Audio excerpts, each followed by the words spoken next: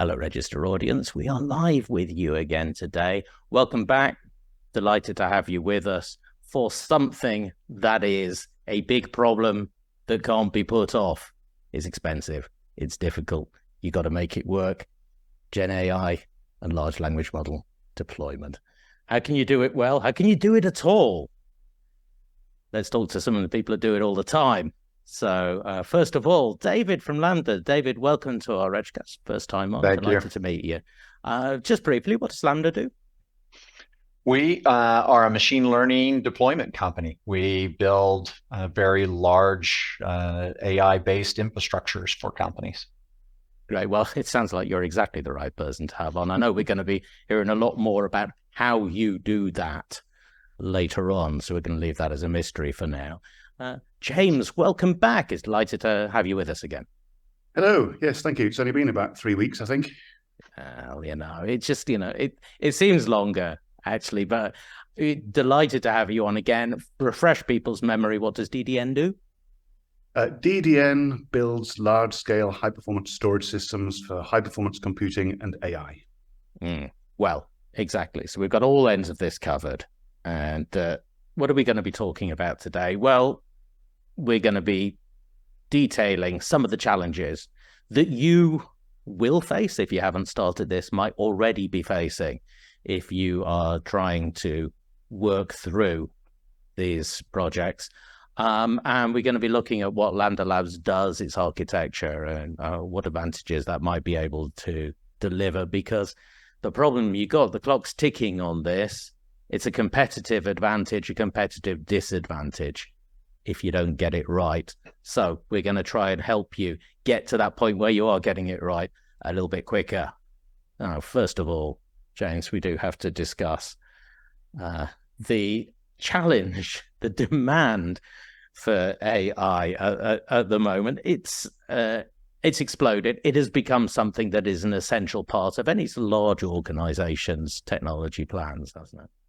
Yeah, I'm sure none of the audience will be surprised by a slide that's talking about the demand for generative AI. Yeah. As a company at DDN, we actually did a press release at the start of the year where we actually shipped more storage to support these new demand than we shipped in the previous year. And the previous year was a good year for AI storage. So it just, we noticed it on the sales and the bookings immediately at the start of this year. But I want to just mention really why we think there is such demand. And really it's because AI isn't a standalone thing. It's not really all about chat models like ChatGPT. Generative AI is an enabler for a multitude of, in themselves, very important innovation platforms. So like robotics, like medicine, precision therapies, even cryptocurrencies to some extent, smart cities. Generative AI really helps them, give them the spark to come alive and be very, very successful. So that's why we're seeing this demand, not just from, let's say, social companies, social media companies, but from autonomous driving companies, healthcare, life sciences, hospitals, etc., and in finance, where they're using generative AI to understand much better huge feeds from a wide range of market information, interpret them much, much faster, with much more precision than was possible before. So the number of markets has expanded a lot, and the demand is very huge because it's an enabler for other innovation platforms. Yeah, it's interesting. A lot of those things are things that we've covered before on Regcasts in that pre-AI age. Of course, it was around, but we didn't talk about it in these contexts. And all of these projects were things that were consistently hard to create value from. And so what you're saying now is, here's the way that you could take that step. Yeah, it's a catalyst for the next step for all of these technologies. So think about autonomous driving and vehicles. All of a sudden with generative AI, there are things you could do which you couldn't think about just 18 months ago. And these various industries have got very excited about the potential there. So everybody's very, very busy building towards their own strategy, and they're going to really surprise us next year when these models start going to market. Yes, with great excitement comes great working hours and enormous expenditure on commitment to these sort of things, and that's what we're going to be going into. So there's the demand. But what about the challenge? Of course, the challenge is very broad, and we're not going to cover all of it. We are particularly interested in at scale. So DDN as a company, we deal with at scale problems, and large language models are at scale problems. So these are kind of two plots taken from different sources. One is showing you a logarithmic graph about the size of the models themselves. So when you train one of these AI models, it's going to consume a certain amount of memory in your GPU subsystems. And the amount of memory it contains is directly proportional to the number of parameters, the size of that model. And that obviously relates to how well it behaves in doing what you want it to do. And on the other side, the other little plot of pie charts there is talking about the amount and diversity of data needed to train those models in the first place. The two are kind of related, but they're kind of different things. So one's saying we need a very large data environment to host the huge volumes of data and move it to and from in the training process. And the other is kind of more saying when we execute these models, when we run them in inference mode, then we need a large amount of storage and strong network and GPU infrastructure with strong memory in order to successfully have low latency for customers. So they all get a great experience. So both of these things are, hyperscale challenges, and they have been for these large models. We've seen GPT-3 and GPT-4. GPT-3 is 175 billion parameters. GPT-4 is going to be maybe 1 trillion. So they're really very, very large models, and they're consuming a lot of memory, and they're requiring a lot of data to be moved backwards and forwards in both the training process and the inference process. Yeah, you talked about them as hyperscale challenges. And of course, we're used to thinking about whoever's creating these models as people who've invested an enormous amount in there for the hyperscalers themselves. How broad now is that investment going to have to be? I mean, we're talking about doing it at scale at the moment. What do you mean by that?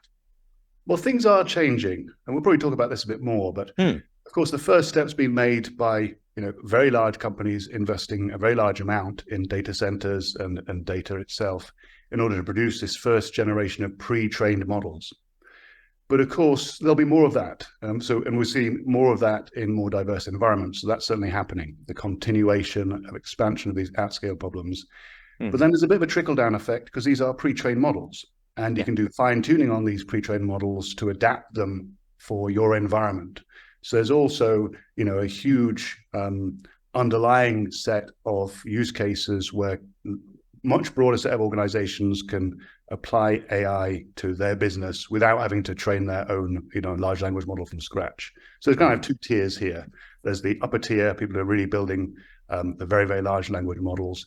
And there's a second tier of companies, which is going to be almost every kind of Fortune 1000 company is deploying these and fine-tuning them for their own business purposes. And it's that kind of second tier that we're going to be really talking about today, is it? A bit of both. Good. Yeah. And one thing I'll add too is that this isn't slowing down. We're seeing the size of pre-trained models continue to grow very, very quickly. We're seeing the capacity, I think to James' point, of needing to roll out the fine-tuning of models quicker. And so, kind of what I see as we look at the pre-trainers and the tuners, the pre-trainers are going to continue to need greater and greater size in capacity, and the fine-tuners want faster and faster speed to execution so that they're turning their fine-tuned models out faster. Yeah, and the other graph that's going straight up is ambition, what we expect they're going to deliver, isn't it? And to satisfy all of those graphs, James, you need hundreds and thousands of GPUs.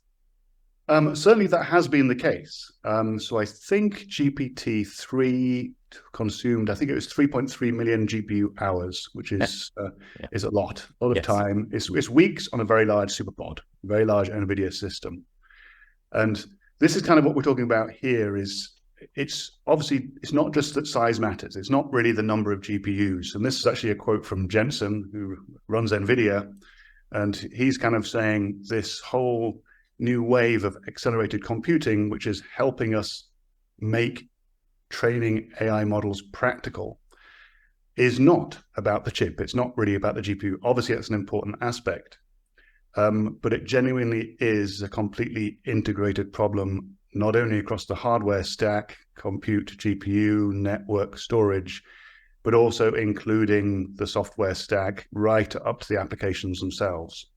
And it's all those things integrated and moving together that really delivers you the huge efficiencies that you're looking for when you're already outlaying quite a lot of expense on data scientists, understanding the problem.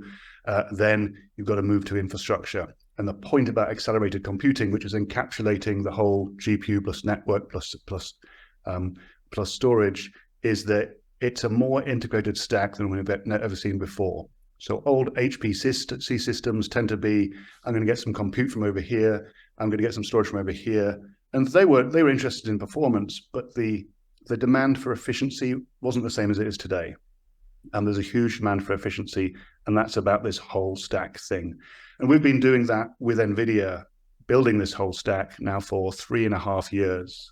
We've been in the NVIDIA's largest superpods, including the ones at NVIDIA themselves, with Selene, and now with the next generation, having our storage running at scale, at production with real workloads, and making stronger integrations every few months in order to speed up this whole accelerated computing stack. Links right across the stack from the media, from the flash devices and our storage devices, right through to the applications themselves running in containers over on the other side of the data center. And there's, generally speaking, hundreds of different integration points between that to make that all much more efficient.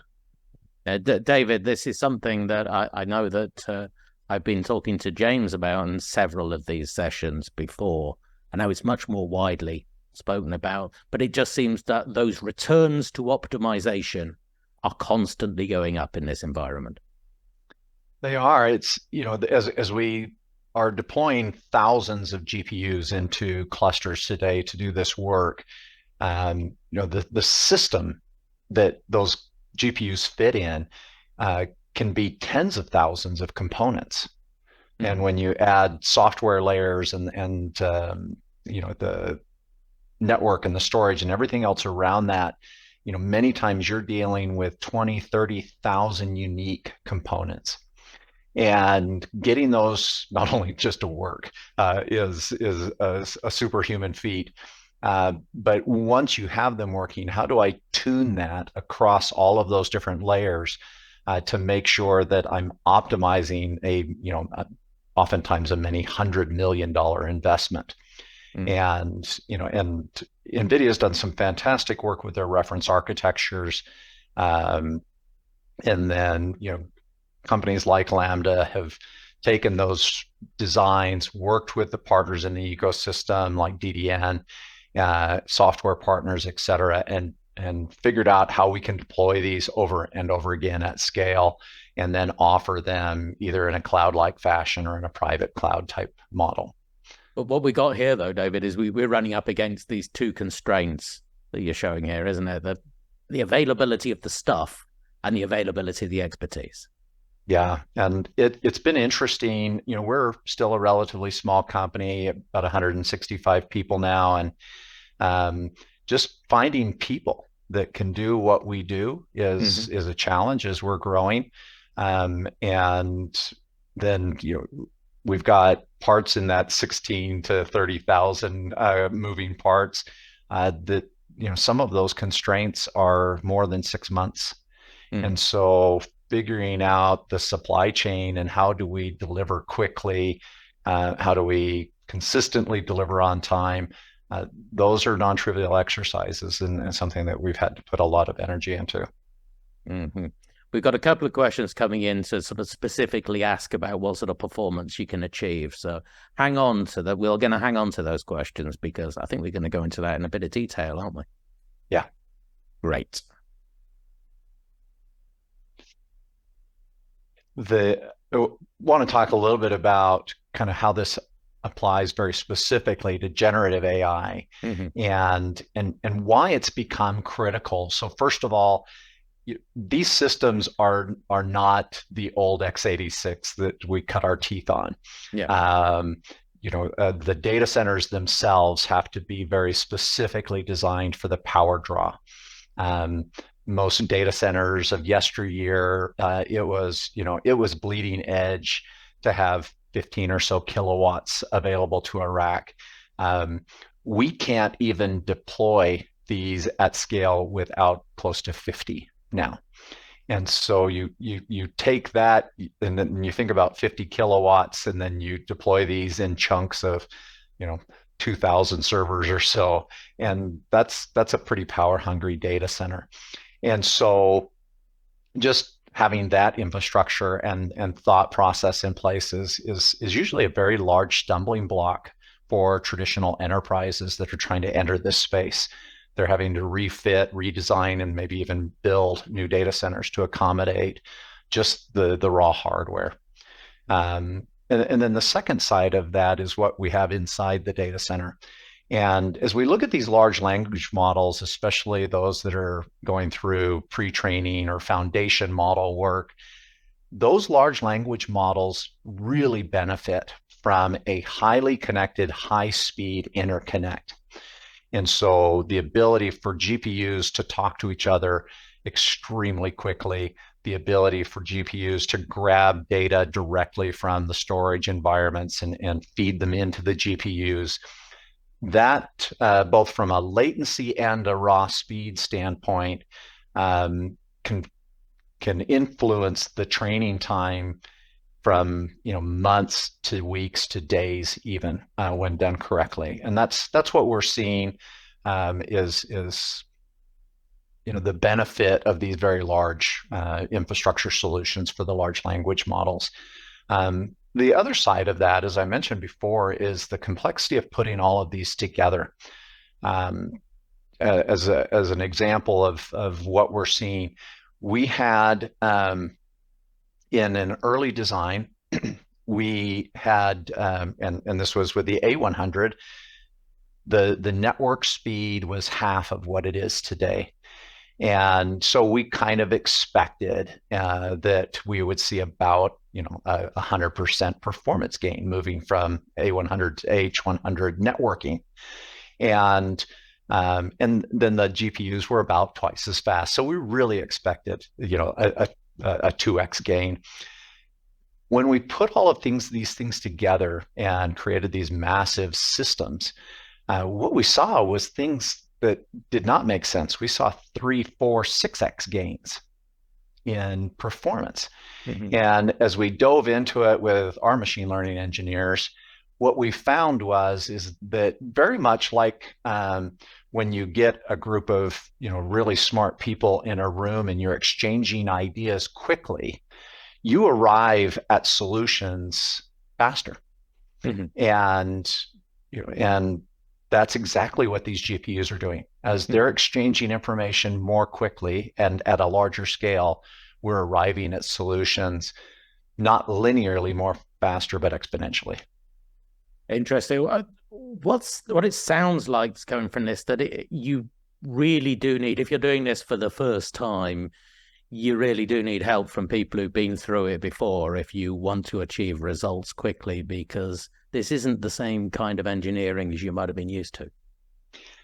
Absolutely. And we're seeing a lot of companies coming to us after, unfortunately, mm-hmm. They've had a $20 or $30 million investment not produce. And that's an expensive mistake. And so, I think those of us that have been doing this for a little while can help companies not only really capitalize on their investment, but also get to it a little faster. As we mentioned here in the third bullet, constrained supply chains is a big problem right now. NVIDIA's GPUs are sold out through Q1. Sold out completely. We're mm-hmm. fighting for allocations for the remainder of the year. The allocations are set through 24 just for the GPUs. The networking is even worse. And so having a partner that has thought through all of those constraints, has pre-purchased, has thought through designs so that they can pre-purchase, is really what lets companies get to market faster. Yeah, and you'll see this stuff in the reference architectures.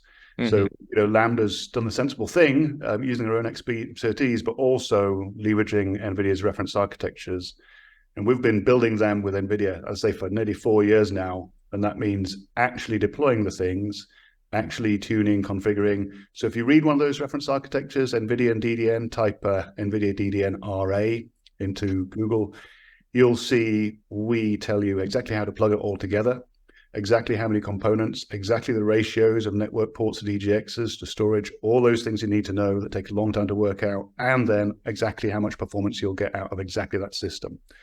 So we're really able to take that huge amount of effort that went into the Selene SuperPod we built a few years ago and give customers a much, much faster experience of high efficiency, because we've been through the pain and done all the optimizations over several years now. You had the headaches so that they don't have to. Right. Absolutely. And we've now delivered, tens, let's say maybe 30, 40 plus pods, very large systems out there, repeat. And of course, when H100s came along, we did the same thing with the new reference architectures. We'll come back to that a bit later. Yeah. Can we go into a little bit more detail now about what the two of you do and how you work together? You bet. So as I mentioned, Lambda's a relatively young company. We're in our 8th year of existence. We just officially became a unicorn with over $1 billion of valuation. So we're excited about the growth that we're seeing. And a lot of that was fueled this year by LLMs and Gen AI. And our company effectively is built by machine learning engineers. Almost everybody from our data center technicians all the way through our sales team speaks ML and can have intelligent conversations with your company, with your engineers, with your data scientists, and speak their language. And what we've done is we've tried to take the pain out of that ML engineering infrastructure experience. So we offer infrastructure on demand. We offer infrastructure builds for private customers, and we can stand those up very quickly for novel things, and then we have them available in our cloud for companies to use immediately. And as I mentioned, so to clarify on that, if you want it on-prem, you can do it for them on-prem because you know how to build it. If you want a sort of cloud environment, then you can do that. That's right. Yeah. And where we're going as a company is to offer more and more on demand and at different configurations. And so to the conversation that we had a little bit ago, where you've got companies that are doing novel work on foundations and kind of pre-trained models, a lot of times that's very large dedicated infrastructure environments that are either hosted or et cetera. But to James's point earlier, we're seeing the need for this fine tuning or retraining becoming very, very prominent. And in order to do that, what you really want as an organization is to be able to find a trusted partner, rent the infrastructure you need for the period that you need it, take the models that have already been worked, add your data to them so that you can fine tune it and make it your model, and then walk away with that piece of code and not have to hold on to a multi-$100 million investment. David, there are other people that do this. The hyperscalers are all promoting their cloud services for people that want to make their own AI models. What's the difference with what you do? Yeah, we've decided to not compete at kind of the commodity side of the cloud service provider market. We have focused on everything being extreme scale, extreme performance. And so, you won't find some things in our cloud that you might find in the traditional clouds, like low speed networking. You won't find, trivial, kind of big and cheap storage environments.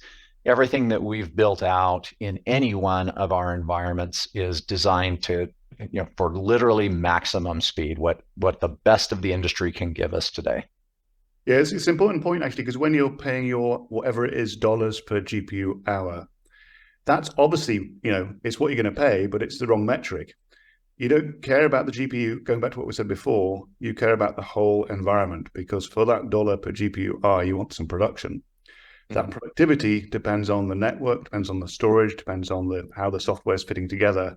So I guess we advise people when they're looking into clouds, then check out all that other stuff, because you don't want your dollar per GPU hour to be wasted on waiting for storage or waiting for networks. James, how do you work in on this? Where does DDN come into it? Well, just following on from that, I guess.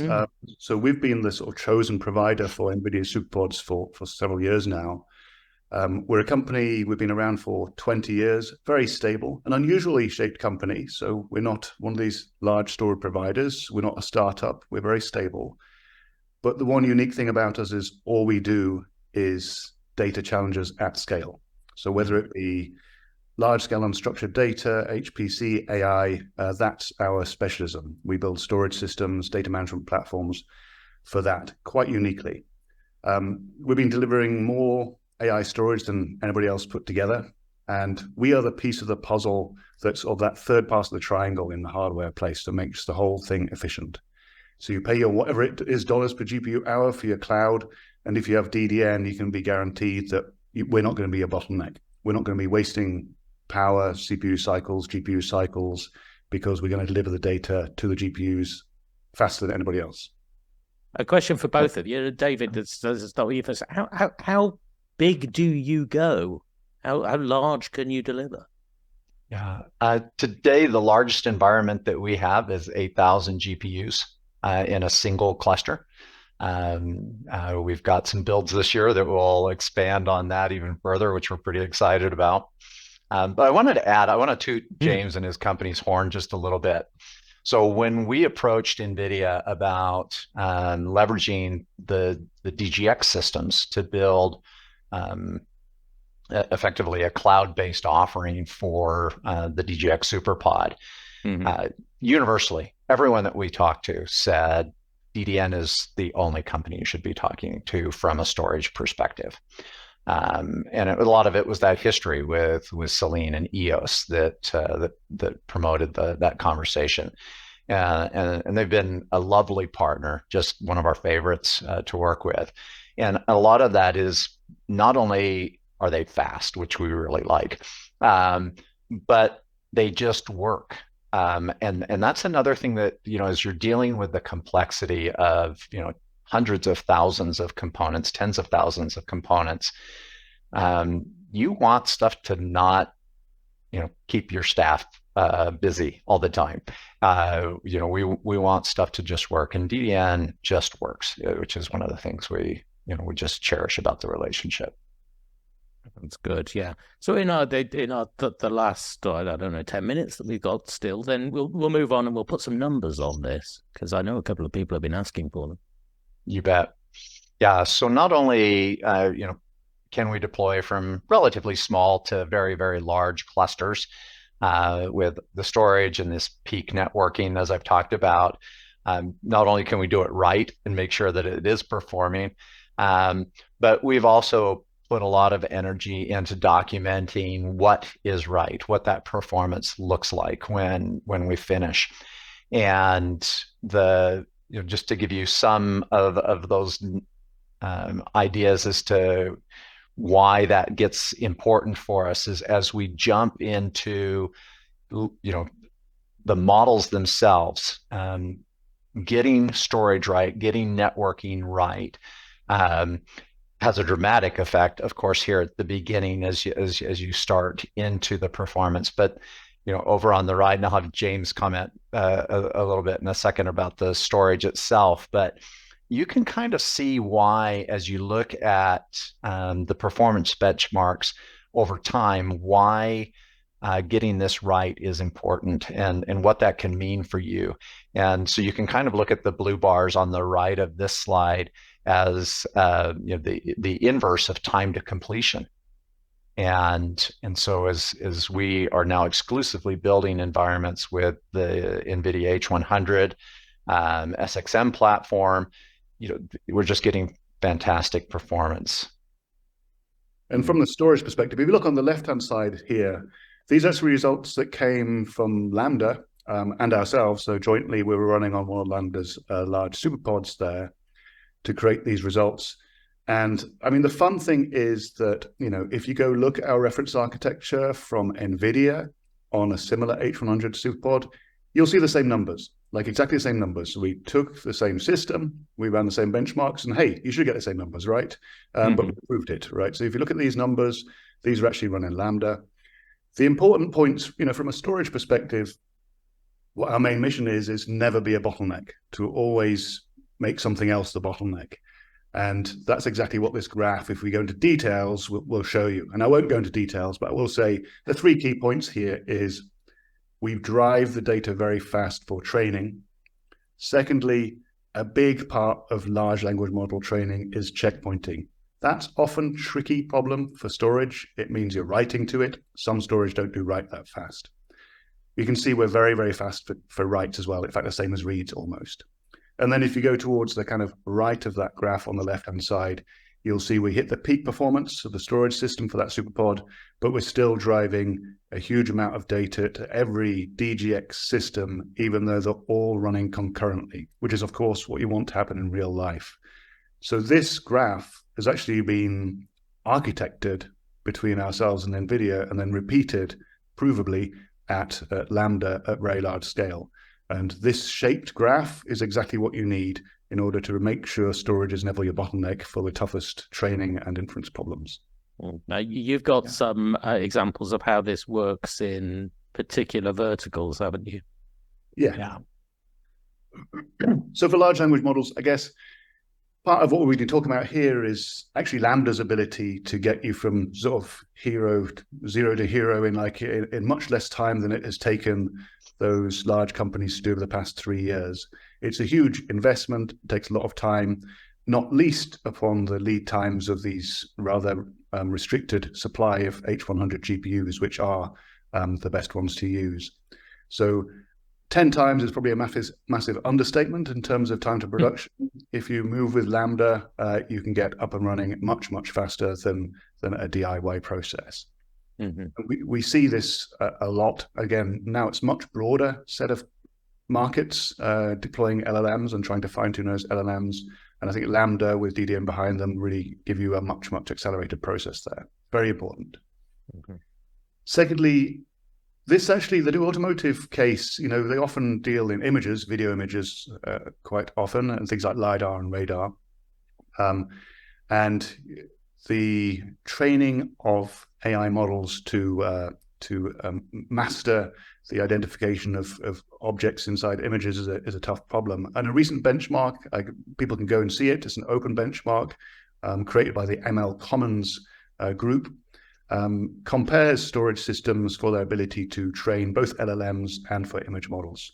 So that 700% comes from that public benchmark. We've compared ourselves against others in the industry. Go to ML Commons and look for yourself. You'll see we're able to train twice as many GPUs in 1/4 of the number of controllers compared to our competitors. So 7 to 8 times speed up.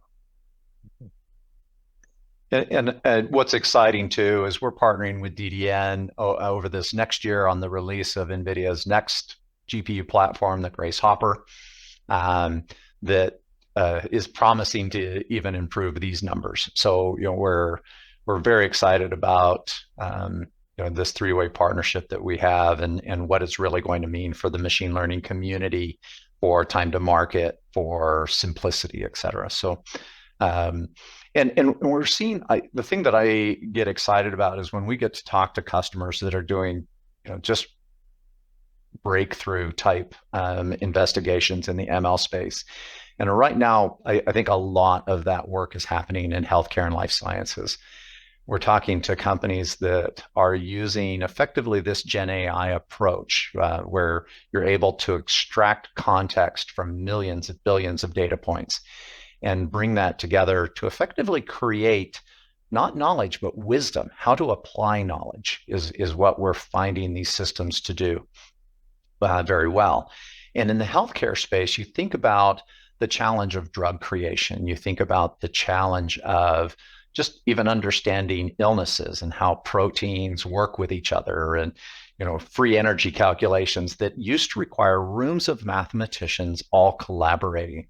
Well, now you can take that collective capability of the human beings, put that into a model, and now in 1,000x multipliers of time, you're able to extract that collective knowledge. And so we're seeing things like we're visiting with a pharmaceutical company recently.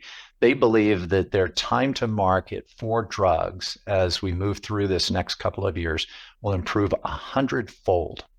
So instead of years to develop something, we're talking weeks. That's an amazing change to even society, what we'll be able to do with drugs. And then on the cloud side, what we're seeing is the cloud model has kind of gotten into we want to make everyone happy. It is kind of where we've seen the big cloud providers go. And as a result, you won't find, for example, an automotive company that is making billions of cars for everybody focus a lot on the high performance. You find the McLarens and the Lamborghinis that really focus that are the ones that are able to do it. And that's what Lambda's decided to do around our cloud offering. We've made it super easy for companies to onboard. We've made it very easy for companies to get the maximum performance out of their environment without having to think through it and spend months with every partner on the planet to get it right. But then we've also thought through things like data.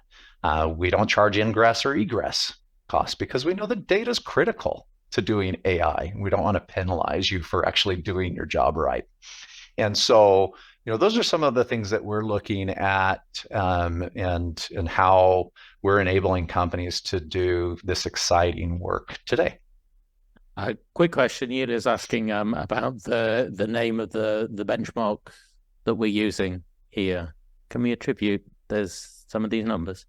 Multiple sources. 70% faster for image models. That comes from ML Commons. If you type ML Commons in, you'll probably be taken straight to the page, the page of multiple benchmarks around AI, not just around storage. But you'll see they recently released a storage benchmark in ML Commons. So that's where that comes from. I think that was the one she was asking about. Thanks very much for that. Yeah. And I believe we've got a link to that at the end of the presentation. Yeah, great. Now, we need to, in a few minutes, we got to wrap up. There's a lot of people, when we were discussing this, you were saying there's a lot of people who just find it really hard to get started because the problem's so enormous. And what's your first step? So please, what is the first step? What should anyone be doing next if they've got to solve this problem to solve?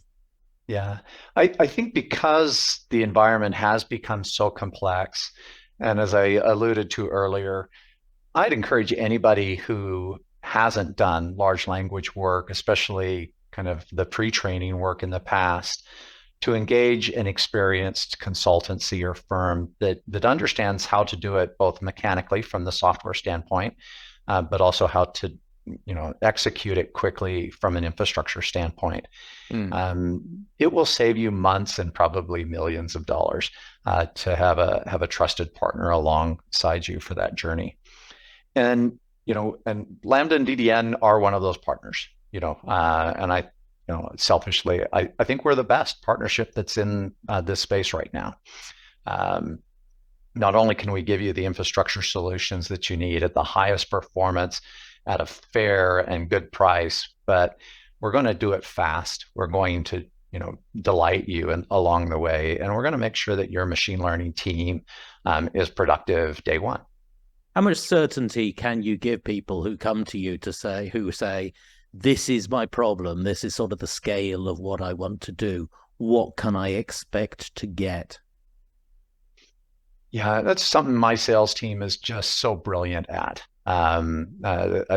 They speak the modeling language and are able to come back and help people understand how data works, whether they've got enough data to even do it right, which models they might use as the basis for their work, and then can recommend the right sized environment for them to start at, even if they're price constrained. How do we give you the best solution for what you can afford today? And you asked how. If I had to quantify it, I would say that every customer that has come to talk to us, we are able to come up with a solution at the scale that they need. Well, that's a challenge for our audience, isn't it? James, final word. Yeah, any more advice for people watching this who want to get going? Well, I would say check out the what to read next, because a lot of what we've said is detailed quite rigorously on both our websites in the form of rather technical blogs on the Lambda side. The reference architectures I mentioned are very detailed, so you can get a really clear idea about what the infrastructure looks like, all the hardware components plus the software components plus the benchmarks that are all published right there. So a lot of data. We're getting up for Friday, so you got your all Friday night to get reading on that stuff. Yeah, this is pretty rigorous stuff. I had a look at it, and it's a lot of technical stuff. So if you think you might be interested, ask your technical people to go reading through those documents. And I say there's also contact us, because when we speak to customers about what the data challenges are around these models, we come out of those meetings and we get emails saying, I never understood what was going on before. You guys have been really clear, and you obviously have gone through this in such an extent that you really know what's going on in terms of what the checkpointing problems are, what the training problems are, what the inference problems are, memory sizes, data sizes, rules of thumb for how to make things work. We really have had the experience of this, and people generally appreciate it. So read some stuff on our website, on Lambda's website, the blogs, and then come talk to us.